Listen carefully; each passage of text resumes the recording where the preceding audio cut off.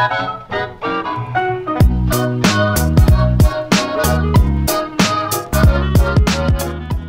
is going on, everyone? It's Nero again. Here for you, some Call of Duty Black Ops 2, playing some kill confirms. Time on the map meltdown using the M1216 shotgun. It's a pretty good gameplay overall. I mean, it's always a good gameplay when you get more confirms and you actually do kills. Not to say this gameplay is not spectacular in terms of kills. I think you get like a 7 KD or something like that. But don't worry about much. You want to talk about gameplay. It's a good map, good gameplay. Shotguns are fun. I like shotguns.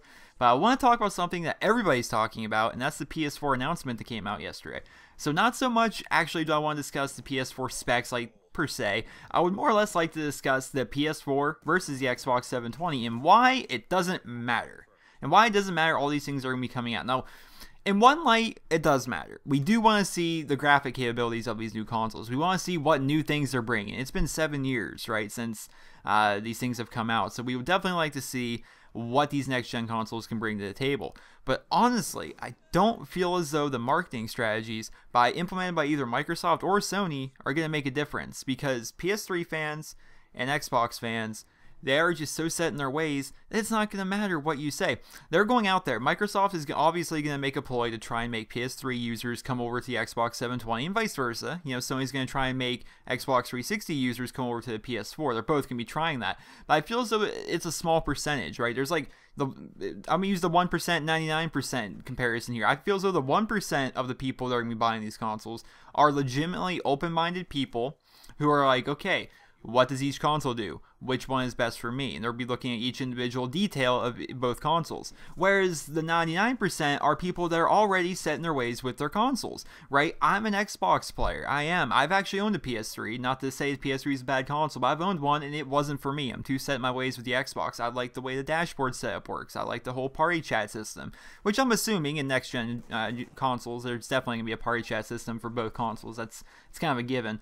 But, I'm just set in the way, man. Gamer score, gamer tags, the way the friends list runs, the way everything runs on the Xbox. I'm just set my ways with that. I like that. I like the way the controller feels. I like, you know, I just like the Xbox. You know, and I actually bought a PS3 with every intent of becoming a PS3 player, because during Modern Warfare 3, I was so disappointed with the game that I actually I'm like, I want to play COD 4 and World at War, but they were so hacked on the Xbox. So I actually went out and I purchased a PS3 with every intent of quitting the Xbox and playing PS3 only. And I didn't like the console. I didn't like the little tiny controller. And I did own a PlayStation 2 prior to the Xbox 360. So it's not as if I was, you know, I wasn't used to how the PlayStation systems work. I didn't like the PlayStation's version of the dashboard. I just didn't like the console at all, and I sold it back within a week.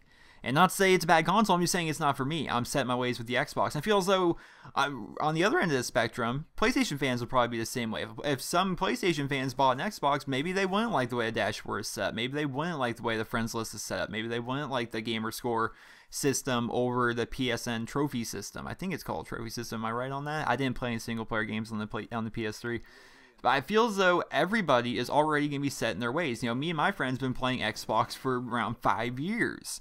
Right? And we're not just gonna stop that and everyone's gonna split up, and like some people are trying to make the comparison already that people are going to, this is gonna split up everybody, like, oh, Johnny went over to the PS4 and Timmy stayed here on the Xbox, but Randall, I don't know, I'm just making up names, went over to the PS4.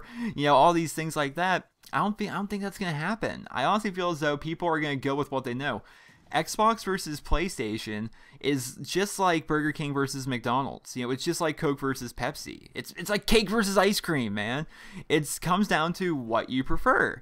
And the people, maybe that have even had the luxury of owning both consoles, they're not going to take that risk. They're just not. People don't do that quite as often, especially when it's something that's going to be costing them more than a couple $100. You know, they don't want to take that risk. They know how the PS3 works. They know how the friend system works. They know how the trophy system works. They know how the dashboard equivalent works on the PlayStation there. And they're going to go with what they know, and they're just going to get the PS4 regardless of the specs between the 720, regardless of what, you know, Microsoft offers as compared to what Sony offers.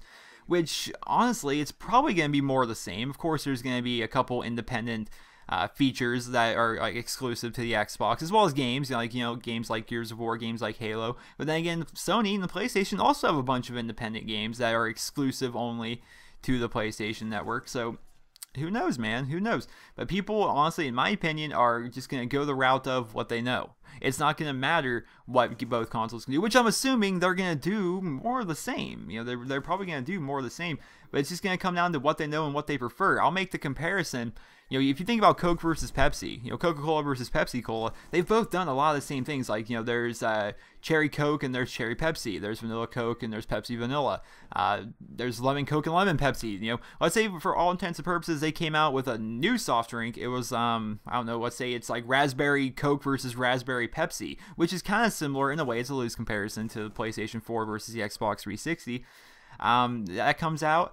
Me personally, I'm gonna go with the Raspberry Coke because I like Coca-Cola more than I like Pepsi-Cola. Now, maybe Coke is like Xbox and Pepsi's like the PS3. Maybe there's people out there who prefer Pepsi and they're set in their ways and they're like, okay, I'm going with the Pepsi Raspberry. Whatever. It's just a loose comparison, but just trying to give you guys a visual as to how this is probably gonna go down.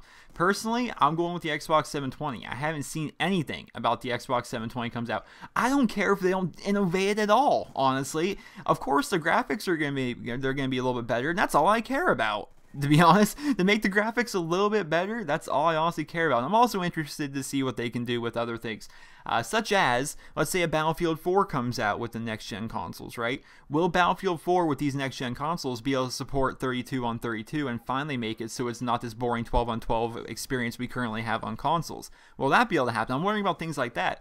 But for the most part, I don't care. They could have the exact same thing. In fact, I would like them to go back to the old dashboard. I like the old Xbox dashboard more than I like this new one.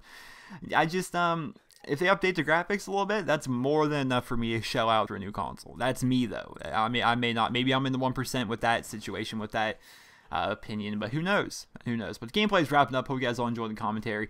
Just a quick little, just thoughts, just opinions on the Xbox 720 versus the PS4. You guys go ahead and leave your thoughts in the comments. That'd definitely be great. I love having conversations with you guys. I'm actually starting to reply to too many comments. Like, I'm replying to like 20 comments per video, it seems like. But the final score of 27-4, 31 confirms, and 12-16 shotgun meltdown. I hope you guys all enjoyed. Please remember to leave a rating where you guys feel the video deserves. And I hope you guys all have a wonderful day.